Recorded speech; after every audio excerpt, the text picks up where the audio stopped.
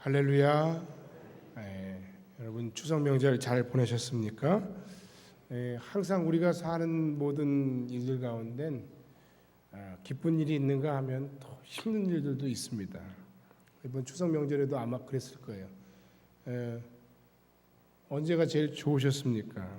오랜만에 가족들을 만나서 기분이 좋고, 또 누군가 내게 참 좋은 정성스러운 뭔가 선물을 하고 그것을 받았을 때, 마음의 선물을 받았을 때 또 기분이 좋습니다.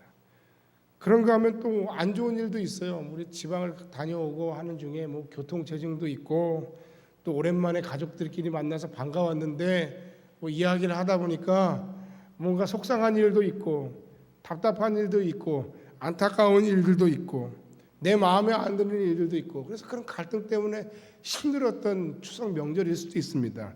그러나 그럼에도 불구하고 사랑하는 여러분, 우리가 예수를 믿고 신앙생활을 한다는 것은 바로 우리 모든 삶의 모든 부분들을 하나님 안에서 긍정적으로 바라보고 오히려 좋은 점에 포커스를 맞춰서 생각하는 것입니다. 이번 추석 명절이 어떠했는지 잘 모르지만 그럼에도 하나님 주신 은혜 가운데 좋은 것을 바라보고 하나님께 영광 돌리고 기뻐하는 여러분들의 복된 인생 되시기를 주님의 이름으로 간절히 축원합니다. 할렐루야. 우리 옆 사람과 함께 한번 인사합시다. 건강한 모습으로 봐서 반갑습니다. 할렐루야. 사고도 많은 시간에 우리가 참 건강한 모습으로 이렇게 한 지체 되어서 함께 한 공간에서 하나님을 예배하는 공동체가 되어서 이 시간에 있다는 것, 이것만 해도 참 감사한 일입니다. 할렐루야. 미국에서 있었던 이야기입니다. 한 나이 많은 중국계 노인이 허름한 작은 노인 아파트에서 추위 가운데서 쓸쓸하게 죽었습니다. 경찰에서 사인을 조사해 보니까 이 노인이 영양실조로 죽은 거예요. 그런데 놀라운 거는 그 노인의 그 작은 아파트를 잘 정리하다 보니까 침대 밑에서 괴짝 하나가 발견됐는데, 그 괴짝 속에 뭐가 들어있었냐면 엄청나게 많은 돈, 금부치, 또 부동산 문서들이 막 나오는 거예요. 그래서 대충 보니까 그 금액이 무려 한 채 못해도 한 300~400만 불은 되겠더라는 거예요. 사람들이 너무너무 안타까웠습니다. 아니, 이렇게 많은 돈을 가지고 이렇게 많은 것을 가지고 있음에도 이 노인이 외로움에 혹은 영양실조로 죽어갔다는 것이 참 안타깝다. 중국 땅에서 미국으로 이민 와서 악착같이 번 돈을 다른 사람은 고사하고 자기 자신을 위해서 쓰지 못했던 그 노인은 참으로 어리석고 불쌍한 사람이 아닐 수 없습니다. 그저 침대 밑에 있던 그 괴짝 속의 돈 하나로 그냥 만족하면서 그렇게 쓸쓸하게 죽어갔던 겁니다.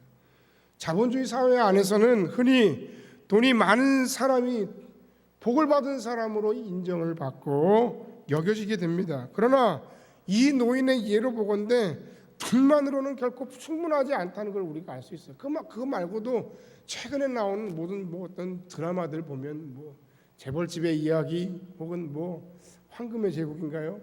잠깐 몇 번 봤는데 거기서도 마찬가지예요. 장난하는 것 같아요. 내가 어떤 회사를 널 줄 테니까 너 그거 먹고 어떻게 하고 어떻게 하고 하는데 저기 이렇게 말장난이 심해 하는데, 그 드라마의 결론도 결국 뭐예요? 황금의 제국 속에 있던 그 사람들 그 어느 누구 하나 행복할 수 없었다는 거예요. 죽든지 마음으로 등을 돌리든지 감옥에 가든지 홀로 외롭게 쓸쓸하게 남을 수밖에 없더라는 거예요. 여러분, 우리가 음식을 만들 때도 그렇습니다. 가끔은 제가 면을 좋아해서 가끔 라면이나 스파게티를 해 먹는데, 그때 마늘이나 양파를 많이 넣어요. 근데 그거 안 넣으면 뭔가 이상해요. 간을 제대로 안 한 것처럼 이상해요. 근데 그렇다고 해서 그것만 넣었다고 해서 다 되는 건 아니더라는 거예요. 우리가 받은 인생의 복도 마찬가지예요. 물질의 복, 하나님 주시는 복임에 틀림이 없습니다. 건강의 복, 하나님 주시는 복임에 틀림이 없습니다. 내가 세상에서 누리는 명예의 복, 하나님 주시는 복의 한 요소임엔 틀림이 없습니다. 그러나 물질 한 가지만으로, 혹은 건강 한 가지만으로, 혹은 내게 주어진 어떤 명예 한 가지만으로 나는 복을 다 받아 누렸다, 누리고 살고 있다, 그렇게 이야기할 수 없다는 거예요. 성경은 오히려 이 모든 복을 완성하고 이 모든 복을 하나로 꿰 수 있는 그런 복의 완성자, 복의 키가 있는데 그것을 이야기하고 있습니다. 그 복의 요소는 바로 무엇인가 하면 베풀고 나누는 복입니다. 우리가 악착같이 모으기만 하고 우리가 베풀지 못한다면 그 사람은 결코 진정한 복을 받은 사람이라고 얘기할 수 없습니다.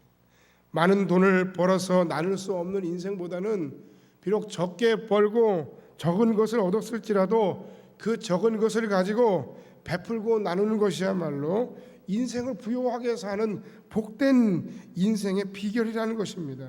이 베푸는 삶이야말로 그리스도인의 진정한 모습이고, 그의 베푸는 삶의 복이야말로 그가 진정으로 복을 받은 진정한 복의 증거가 되는 것입니다. 그리고 이 모든 것은 바로 우리가 하나님과의 진정한 바른 관계 속에서 이 모든 것을 하나님이 내게 주셨으며 하나님 안에서 내게 거저 주어진 그 모든 것으로 빚진 자된 마음으로 누군가 더불어 사는 그런 마음을 가질 때 가능하다는 겁니다. 성경에 나오는 인물 가운데 예수 그리스도를 가장 사랑했던 인물은 바로 바울 사도입니다. 그는 예수님을 사랑하는 것을 마음과 정성으로 다했던 인물이고, 그가 예수님을 만난 이후에는 어떻게 했습니까? 자비량으로 세계 곳곳을 돌아다니면서 누구 하나 그의 삶을 책임져 주는 이가 없어요. 천막을 기우면서 열심으로 그리스도 예수의 죽으심과 부활을 증거하면서 그리스도 예수의 몸된 교회를 세워갔어요. 정말 최선을 다했어요. 정말 몸이 부서져라 일했어요. 정말 죽을 똥살똥하면서 매를 맞고 고통 가운데서 고난을 받으며 복음의 사역을 감당했어요. 그리고 결국은 주를 위해 순교하기까지 이르지 않았습니까? 그 1차, 2차 전도 여행을 마치고 죽기를 각오하고 그가 예루살렘으로 돌아가면서 에베소 교회 장로들을 밀레도라고 하는 항구로 불러서 그들에게 고별 설교를 하면서 그들에게 직접적으로 예수님의 말씀을 전했습니다. 예수님께서 제자들에게 하셨던 말씀, 그리고 그가 들었던 이야기를 그 에베소 교회 장로들에게 이야기합니다. 내가 3년간이나 너희들을 위해 밤낮 땀 흘리고 수고하고 눈물을 흘리며 가르쳤던 그 모든 것을 기억해라. 그리고 그 기억해야 하는 이야기의 가장 핵심의 마지막으로 한 이야기가 무엇인가 하면 뭡니까? 따라합시다. 주는 것이 받는 것보다 복이 있다. 그거예요. 예수님의 말씀을 직접 합법으로 그들에게 전하면서 그의 고별 설교의 마지막을 장식하고 있는 거예요. 한마디로 얘기해서 베풀라는 거예요. 그것이 주님의 삶이었고, 그 은혜로 인해서 새로운 삶을 살게 된 바울 역시 주님의 말씀을 가슴속에 새기면서 그 말씀대로 살아가려고 굉장히 몸부림쳤다는 거예요. 그렇기 때문에 주님의 몸된 교회에 지친 에베소 장로들 또한 예수님의 모범을 따라서 베푸는 삶을 사는 것이 당연하다라고 부탁했고, 자신 역시 죽을 줄 알면서 예루살렘으로 가는 배를 탔고 죽을 줄 알면서 로마를 향해 나아갔다는 겁니다. 그리고 기어이 순교의 잔을 주를 위해 마셨다는 겁니다. 오늘 바울 사도는 우리에게도 동일한 선상에서 권고하고 있어요. 우리 믿는 그리스도 예수의 사람들이 나누고 베푸는 삶을 살아가야 된다는 겁니다. 이 세상 가운데 교회가 참 많이 손가락질 당하고 지탄받아요. 대부분은 뭐 교회 내부적인 문제나 혹은 요새는 너무 욕심을 부리는 가운데 욕을 많이 먹거나 아니면 그리스도 예수를 믿는 그리스도인들의 삶의 모습이 모범적이지 못해서 욕을 먹는 경우가 많아요. 어떻게 해야 되겠습니까? 어디서부터 그 해답을 풀어야 되겠습니까? 어디서부터 문제를 차근차근 하나하나 풀어나가야 되겠습니까? 교인들이 자꾸 교회마다 성장이 더디고 줄어든다는 거예요. 이제는 뭐 숫자적인 성장을 기대하지 않는 시대가 됐다는 거예요. 무엇 때문입니까? 바로 이 예수님의 삶의 정신을 따라서 예수님이 하신 말씀대로 살지 않아서 그래요. 예수님이 하신 말씀 사랑하며 살라, 그 사랑을 베풀며 살라는 말씀에 대해서 우리가 너무 무관심하게 하기 때문에 그래요. 예수 믿는 사람이나 예수 믿지 않는 사람이나 보면 내가 말해야 될 때 다 말하고 내가 싸워야 할 때 다 싸우고, 우리가 사람들과 다른 것이 너무 없다는 생각이 듭니다. 오늘의 본문의 말씀도 그와 같은 선상에서 이해할 수 있는 본문입니다. 어느 날 다윗이 신하들에게 묻습니다. 사울의 집에 남아있는 자가 있느냐? 내가 요나단을 인하여 그 사람에게 은총을 베풀리라. 여기서 우리가 주목해야 될 건 다윗이 지금 어떤 상황입니까? 10수년 동안 쫓기던 생활을 이제 청산하고 이젠 나라의 이스라엘의 제2대 왕으로서 나라를 굳건하게 세우고 잘 다스려서 강하게 만들었어요. 그 뒤에 사울의 후손을 찾고 있는 거예요. 그냥 한편 생각해 보면 이제는 살만하구나. 여유가 생겼네. 배가 부르니 다른 사람을 돌아보는구나. 나도 여유가 있으면 저 사람처럼 저렇게 할 거예요 라고 얘기하는 사람들이 있어요. 그런데 여러분 보세요. 그 여유로움만으로 그런 것을 할 수 있는 게 아닙니다. 왜 그렇습니까? 우리 주변에 보면 잘 돼서도 그 은혜를 모르거나 자기 힘만으로 되었다고 생각하거나 다른 사람을 돌아보지 않는 사람, 다른 사람에 대해서 빚지는 마음을 갖지 못하는 사람들이 우리 주변에 너무 많아요. 특별히 그리스도인임에도 불구하고 그런 빚진 마음이 없기 때문에 우리가 세상 가운데서 욕먹는 거야. 너나 나나 똑같지 않냐는 거예요. 오늘 우리는 이 베푼 삶의 아름다운 모범을 보여준 다윗의 삶에서 복을 받아서 베푸는 삶을 살아가는 두 가지 차원을 발견할 수 있습니다. 여러분도 이와 같이 살아갈 수 있기를 주님의 이름으로 간절히 부탁합니다. 첫 번째 차원은 사람에게 받은 은혜를 갚겠다는 차원에서 베푸는 삶입니다. 빚지고 사는 인생, 나는 빚지는 것도 싫고요. 누구한테 빚진 적도 없어요. 진짜 그렇게 생각하십니다. 우리는 누구에게 다 빚을 지고 살고 있어요. 여기서 있는 이 허목사도 빚을 지고 살고 있어요. 여러분, 저 혼자만의 힘으로 이 사역을 감당하고 있습니까? 물론 제가 사역하면서 사람들 때문에 힘들고 가슴 아프고 답답할 때도 많지만, 그러나 동시에 누구보다 또 많은 사랑을 받고 여러분들의 많은 기도와 협력으로 또 하나님의 사역을 감당하고 있는 것도 사실입니다. 나 혼자만의 힘으로 뭔가를 할 수 있다라고 생각하거나 해왔다라고 생각하는 사람은 교만한 사람이에요.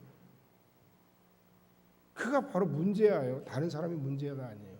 문제적 인물 누굽니까?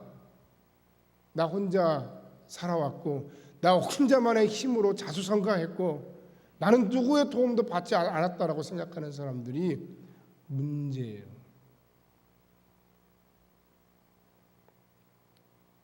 다윗은 그렇지 않았습니다.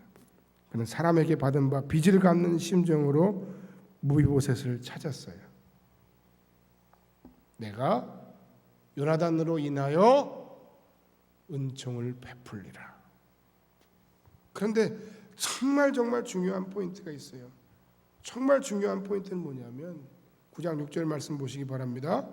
사울의 손자 요나단의 아들 무비보셋이 다윗에게 나와 그 앞에 엎드려 절하며 다윗이 이르되 무비보셋이여 하니 그가 이르기를 보소서 당신의 종이니이다.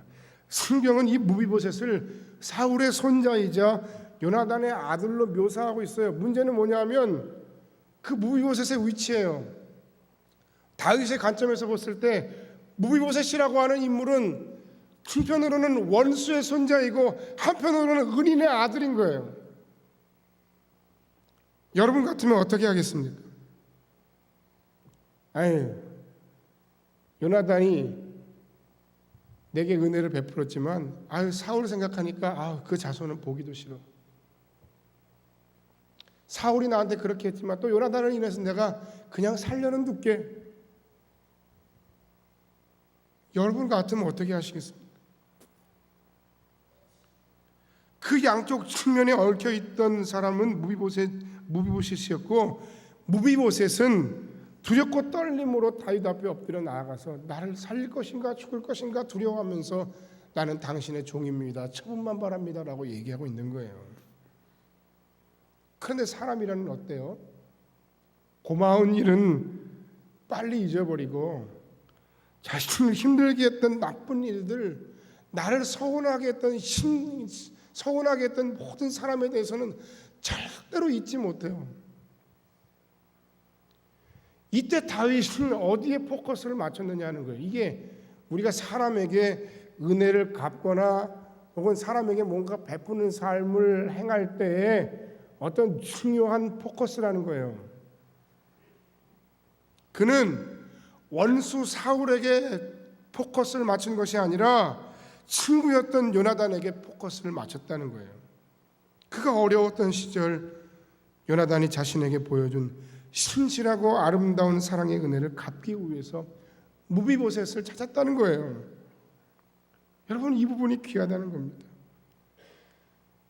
다윗은 바로 이 부분에서 하나님 앞에 축복받은 자로서, 더 많은 하나님의 축복을 받을 만한 그런 마음가짐으로 인정받았다는 겁니다. 그리고 이런 은혜에 대한 감사와 베품의 삶은 우리의 삶을 진정으로 기쁨이 넘치는 삶으로 바꿔갑니다. 두렵고 떨리던 가운데 있던 무비보셋은 이제 그 슬픈 가문의 비극 앞에서, 그리고 개인적인 그 장애의 어려움 앞에서 숨어 지내야만 했던 그가 다윗으로 인하여 진정한 기쁨을 누리게 됐어요. 다윗만 그런 게 아니에요. 무비보셋만 그런 게 아니에요. 다윗 역시 어려운 날에 자신을 도와줬던 친구 요나단에게 진 빚을 갚을 뿐만 아니라 그 아들에게라도 은혜를 갚게 된, 그것을 무비보셋과 더불어서 기쁨을 누리게 된 그런 상황이 되게 되었다는 겁니다. 이것이 바로 하나님의 사람들의 마음이어야 합니다. 아까 말씀드린 것처럼 은혜는 물에 새기고 원수는 돌에 새긴다는 말이 있습니다. 여러분들은 여러분들의 모든 삶의 관계 속에서 하나님과의 관계, 목사와의 관계, 부모와의 관계, 부부간의 관계, 친구와 모든 지체와의 관계, 모든 관계 속에서 여러분들은 혹시 어떤 생각을 갖고 있습니까? 은혜는 물에 새기고 원수는 돌에 새긴다 하는 그런 마음으로 내게 주어진 그 모든 상황 속에서 그냥 뭔가 그저 서운하고 잊혀지지 않고 맺힌 것이 있고 평생 그것을 여러분의 가슴에 담아두고 사는 분은 없습니까? 그게 과연 복받은 인생일까요? 저 사람은 왜 이렇게 속이 없어? 속이 없는 게 아니라 하나님의 은혜 안에서 내가 누군가를 이해하고 긍휼히 여기고 사랑할 수 있는 마음을 가진 사람이 진짜 복받은 인생 아니겠어요? 여러분, 우리를 향하신 하나님의 마음의 소원은 우리가 모든 것을 바라볼 때 매사에 긍정적으로 바라보고 베풀며 살아가기를 원하고 계신다는 사실입니다. 예수 믿지 않는 사람들도 긍정적으로 생각하고 나는 긍정왕이야 라고 말하는 사람들 봤어요. 여러분, 우리가 모든 것을 한 번 부정적으로 삐딱하게 바라보기 시작하면 모든 것이 다 그렇게 보여요. 내 인생도 가정도 자녀의 미래도, 내가 신앙생활하는 성음교회도 마찬가지예요. 교회들 안에 가끔 문제들이 생겨요. 그런데 좋을 때 보면 하나도 문제가 안 되는 일들이에요. 그런데 안 좋을 때 보니까 모든 게 다 문제예요. 문제투성이에요. 걸리면 다 걸리는 거예요. 하다못해 안 되면 괘씸죄라도 걸리는 거예요. 내가 믿고 내가 싫은데 뭐 할 얘기가 뭐가 있겠어요.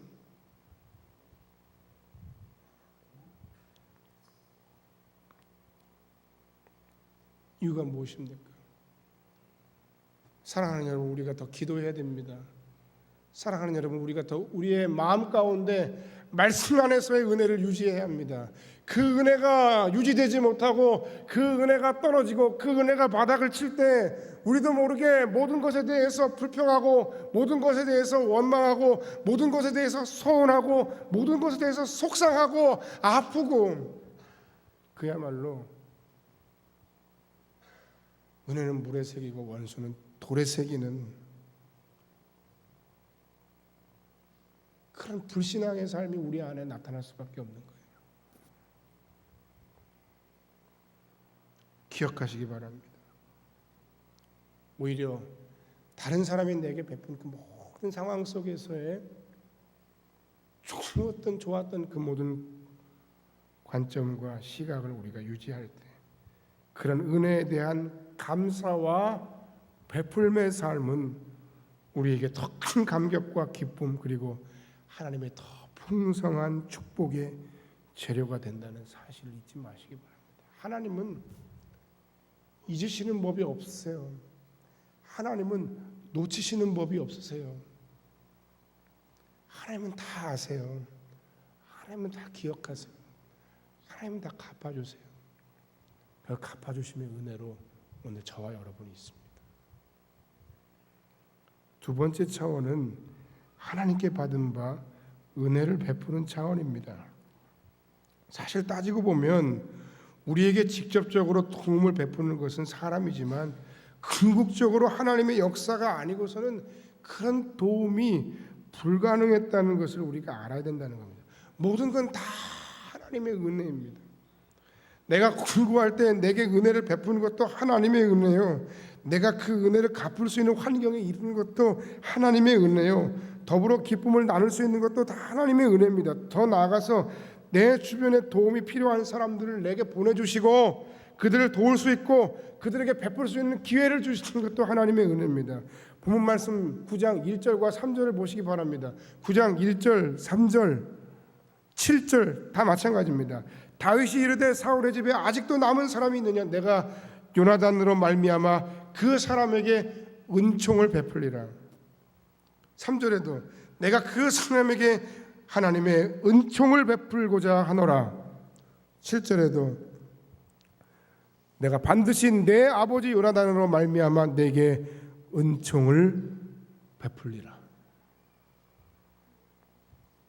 여기서 우리가 놓치지 말아야 할 정말 중요한 말씀의 묵상 한 가지가 있는데, 그건 바로 뭐냐면 복을 받아 베푸는 삶을 가리켜 은총을 베풀리라라고 표현하고 있다는 점이에요. 베푸는 삶하고 하나님의 은총은 뗄래야 뗄 수가 없는 관계예요. 즉 복을 받은 자, 하나님의 은총을 받은 자만이, 그것을 깨닫고 그것을 고백하는 자만이 하나님의 은총을 누군가에게 베풀 수 있다는 거예요. 다윗이 무비보셋을 찾아서 그의 망가진 삶을 회복시켜준 건 분명 요나단 때문입니다. 그러나 더 중요한 것이 있는데, 다윗이 무비보셋에게 은혜를 갚은 것은 하나님의 모든 은총에 대한 자연스러운 반응이라는 말씀입니다. 은총을 베풀 것이다, 은총을 베풀 것이다 라고 하는 데 있어서의 은총은 바로 룻기에서 룻이 나오미에게 했던 것, 또 보아스가 룻에게 했던 행동들, 그게 바로 헤세드, 인애, 그것을 의미하는 거예요. 내가 하지 않아도 될 그 모든 것에 대해서, 나오미를 위해서 루시 하지 않아도 되는 그 모든 상황 속에서 최선을 다해서 공양하고 최선을 다해 섬긴 그 섬김에 대해서 하나님께서 보아스를 통해서 루시에게 은총을 베푸시고 그 헤세드, 그 인애를 보이시고 갚으셨던 것, 바로 거기서의 그 룻기의 주제가 되는 그 인애, 그 하나님의 갚아주신 하나님의 긍휼, 하나님의 자비, 하나님의 은총, 그것이 다 같은 거예요.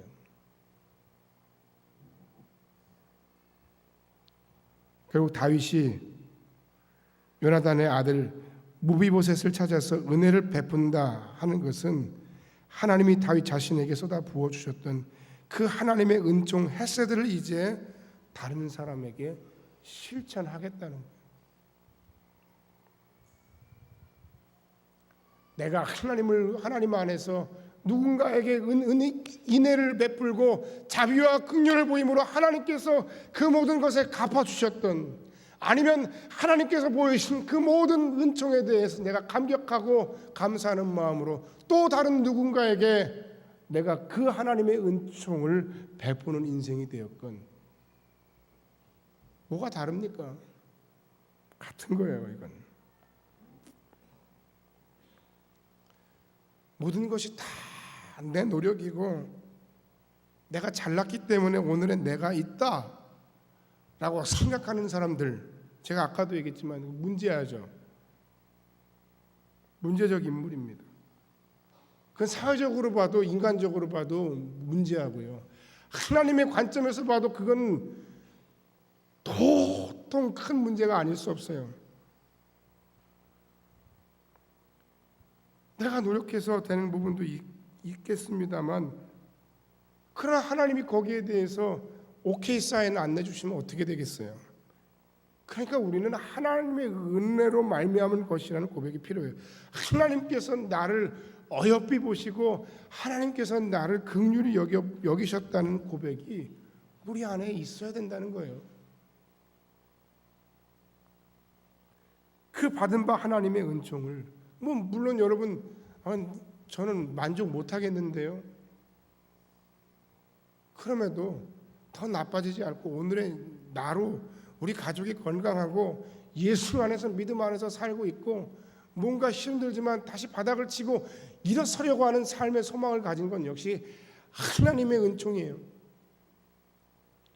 그 받은 바 하나님의 모든 종류의 크고 작은 은총을, 그 하나님께 받은 사랑을 다른 사람에게, 하나님께 받은 모든 은사를 다른 우리의 교회의 지체들을 위해, 하나님으로 말미암은 인생의 지위와 성공을 내 도움이 절실히 필요한 누군가에게 우리가 베풀어야 한다는 겁니다.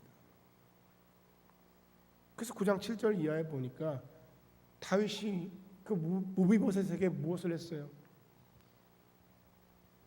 사울이 가졌던 모든 땅을 내가 다시 원상 복구시켜주겠고, 그리고 요나단의 시종이었던 시바와 그의 모든 가족을 그 요나단의 아들인 무비보셋의 종으로 만들고, 그리고 평생 동안 다른 왕자들과 같은 똑같은 대접으로 다윗의 상에서 함께 식사하고 교제할 수 있는 그런 은총을 경제적으로, 마음으로, 명예로 그 무비보셋의 상황을 위로하고 그를 도운 것입니다.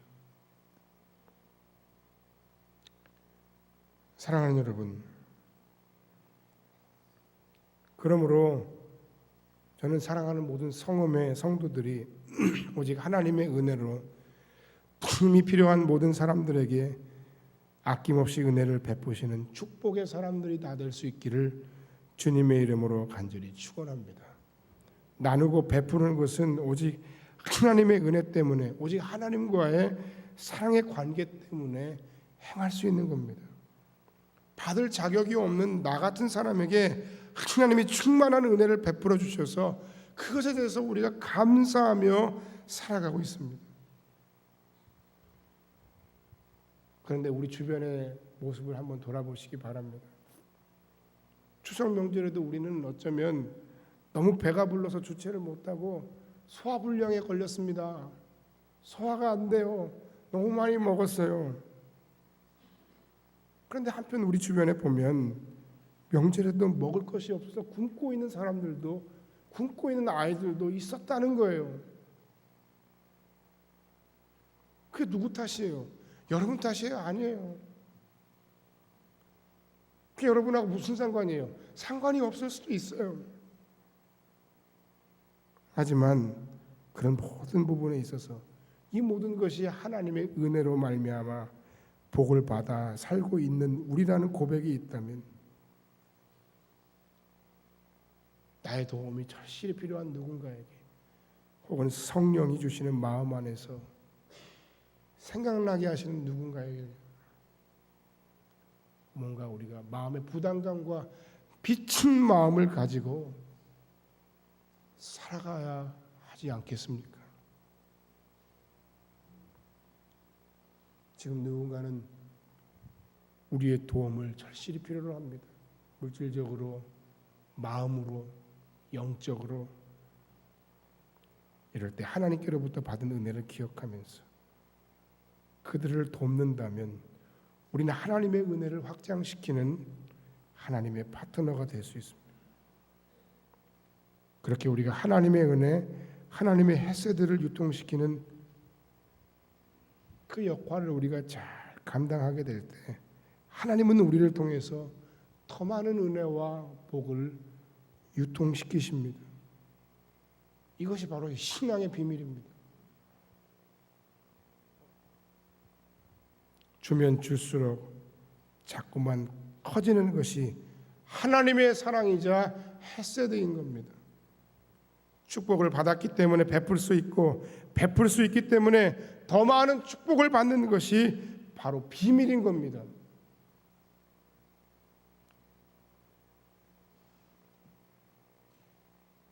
가정적으로나 개인적으로 다들 사는 것이 힘들다고 얘기합니다. 교회적으로도 마찬가지예요.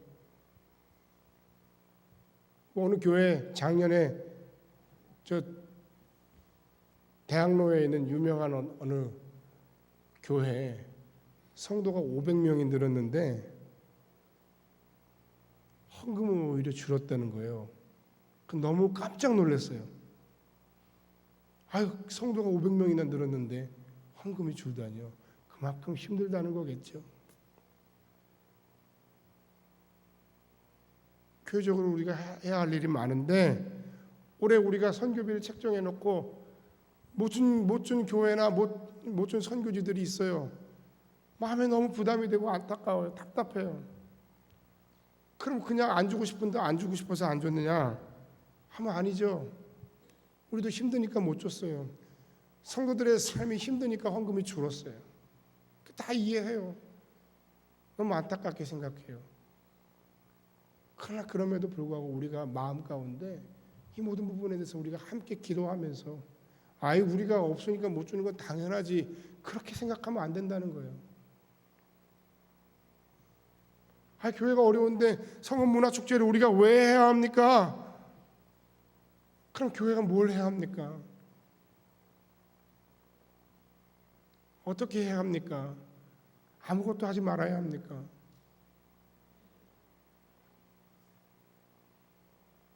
우리는 하나님을 믿습니다.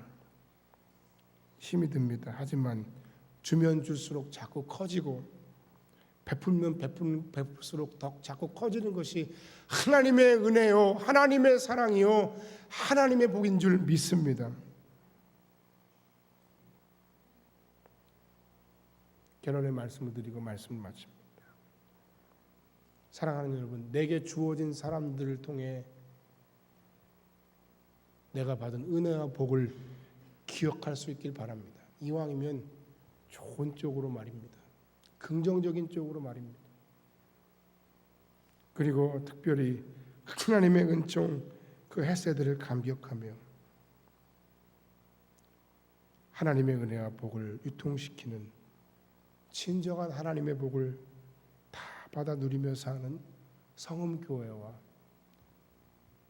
성도 여러분들의 삶이 되시기를 주님의 이름으로 간절히 축원합니다. 베푸는 것, 그것이 진정한 복입니다. 다 같이 기도하시겠습니다.